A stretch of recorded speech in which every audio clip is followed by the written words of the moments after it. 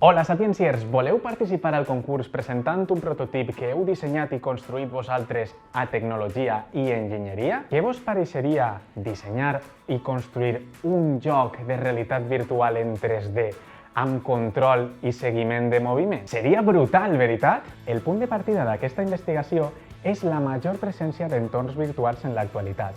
Per tant, es pot començar amb un bon repàs bibliogràfic de la història dels ordinadors i dels videojocs. La hipòtesi d'aquest projecte seria que en l'actualitat molts jocs manquen de les característiques com pot ser els gràfics 3D i el control o el seguiment de moviment, la qual cosa limita l'experiència de joc. Això entra en l'objectiu 9 dels Objectius de Desenvolupament Sostenible, concretament en l'apartat d'innovació.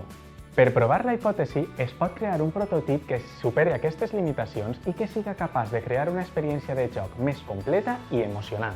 Això sí, abans de començar amb el disseny, s'ha de fer una bona recerca bibliogràfica per averiguar quins són els components que es necessiten per a fer un joc en realitat virtual 3D.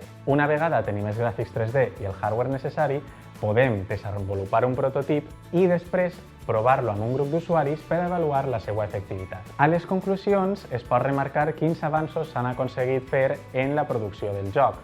No cal desenvolupar un joc complet, però sí demostrar que s'han après les tècniques per a fer-ho. Si s'aconsegueix dur a terme, el prototip podria dur a la creació de jocs de realitat virtual més emocionants. Què vos pareix? Espero que vos servisquen aquestes idees, però si no, segur que les vostres són molt millors. Molt d'ànim i endavant!